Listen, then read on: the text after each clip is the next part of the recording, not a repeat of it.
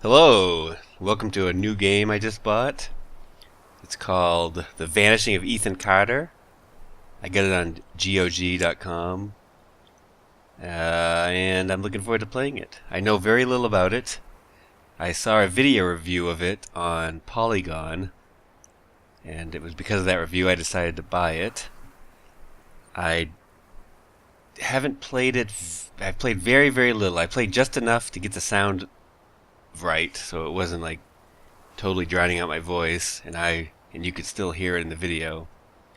And I just wanted to get the controls under see what the controls were doing, and there's hardly any controls, so it's going to be a blind playthrough. Like I said, I've just played just the tiniest bit of it, and I'm going to try to do it all in one sitting, but I'm not sure. I've heard it was like a 4 or 5 hour game, but it'll probably be several videos, maybe. I don't know how many. I like to keep my videos around 10 minutes each. So, yeah. I know the story a little bit. You're like the psychic detective, and you're going to this town to find this missing boy, and that's really all you know. And somehow you're able to interact with objects and see how they were used or what they were doing at certain points in time, so you can sort of like see events unfold as they happened. So yeah, let's go ahead. There's only one difficulty, I think, just the way it is. So we're not gonna mess with any of that. Graphics, sound. I get the master volume turned down to halfway, and it should be fine. So let's start a new game. Yes.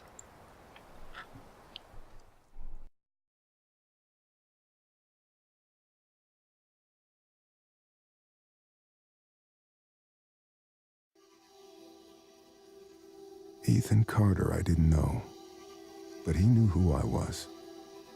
When the police won't help you and the priests don't believe you, you call on Paul Prospero.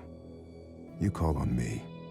If you're a kid like Ethan, you're right, plenty do.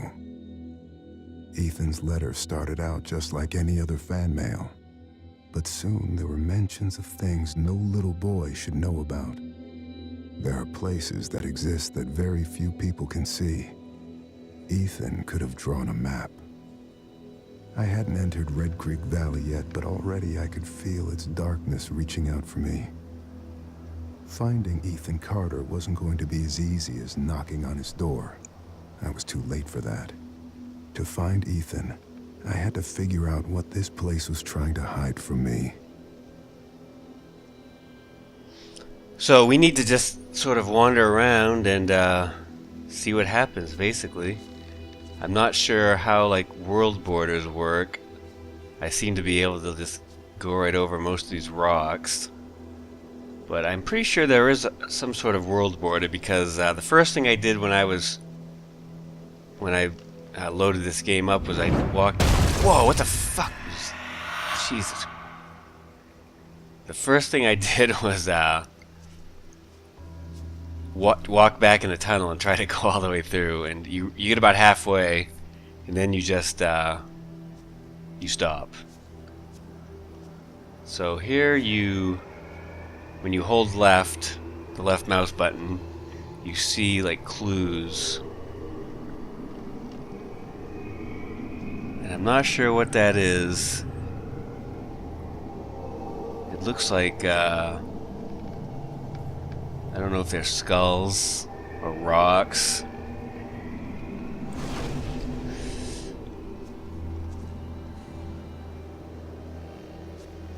Let's keep wandering around here. Why?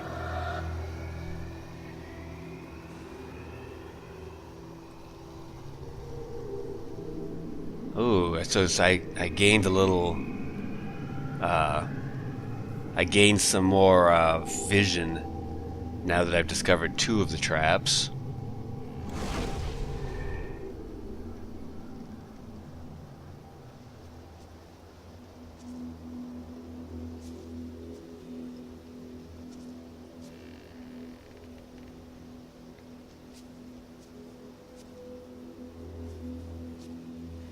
Oh, I think I've reached the border.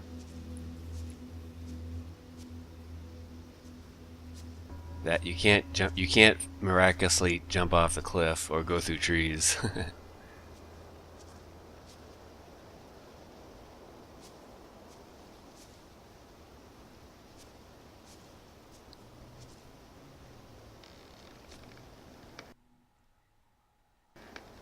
Well, it certainly is a pretty game.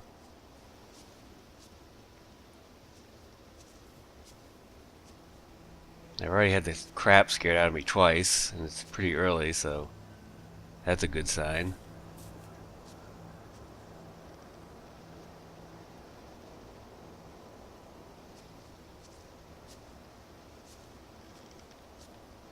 I think what I'm doing right now is I'm looking. Wah! I thought that was one I'd already let trip, but I guess not. So I guess what we're trying to figure out is what is in that. What am I looking at in the picture there? It's got to be a place that I can go, but there's not enough information about it yet. I mean, it doesn't look familiar. It looks kind of like over here somewhere, but not really.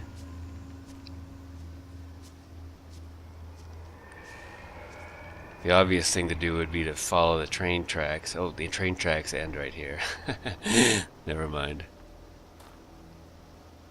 There is more that way though, but I'm gonna check out over here a little. If you've watched any of my other videos, you know that I love to explore, so.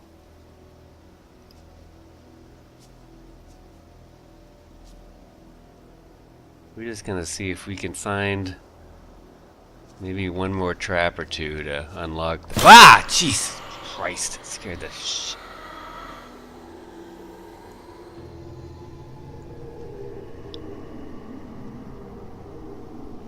So, I still don't know what it is. It looks like I'm telling you, man, it looks like skulls or bones.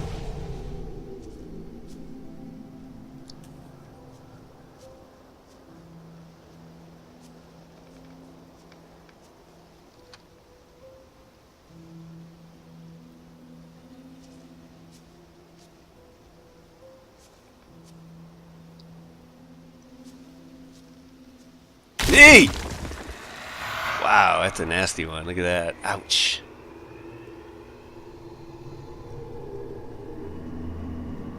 Okay, so... Oh!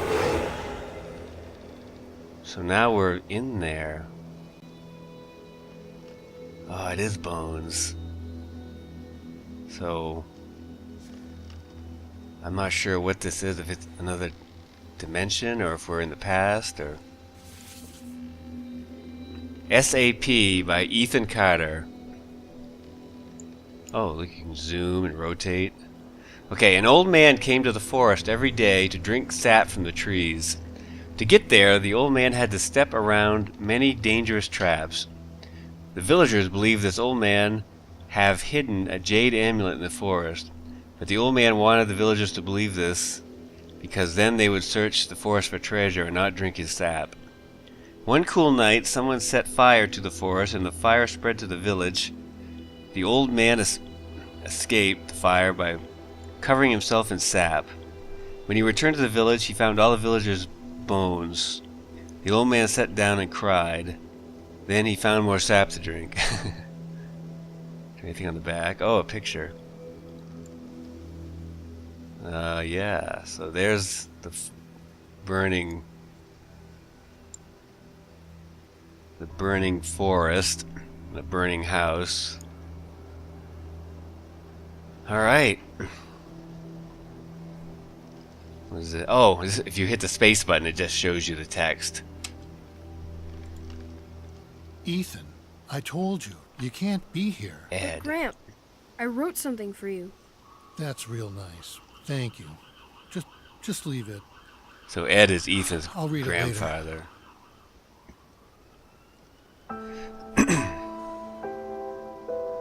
So it is saved. There's a bottle there too. I can't interact with it though. So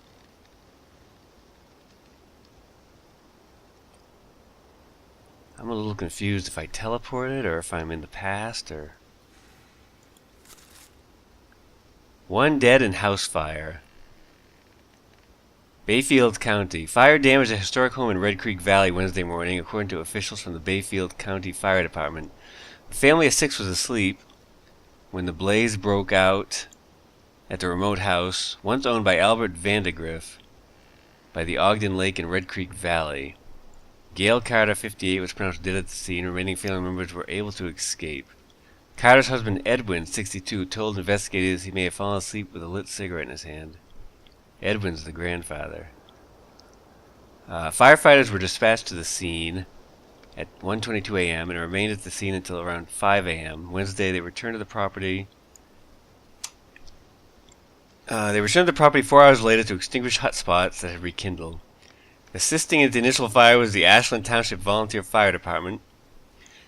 Masonville Emergency Medical Services was on standby at the scene. This must be on the back. Yes. After heated public hearing, no answers for Vandegrift heirs. Bayfield County. Members of the Vandegrift family again gathered in the Bayfield County Courthouse today to debate the fate of the Vandegrift fortune, which had remained in escrow since 1961, when family patriarch Albert Vandegrift died in a mine accident, the after effects of which nearly destroyed Vandegrift Industrial and severely damaged the local economy. James Vandegrift, 38 of Chicago, argued that his father's demands were unreasonable and that many Vandegrift family members have personal reasons for wanting to avoid living in Red Creek Valley on the Vandegrift estate, as stipulated in the elder Vandegrift's will. The recent fire in which the Vandegrift home was damaged, he said, only underlines his family's concerns. Since 1967, the Carter family has lived upon the former Vandegrift estate as temporary caretakers. Okay. There's another bottle here where someone was boozing it up, I guess. So, where the hell are we?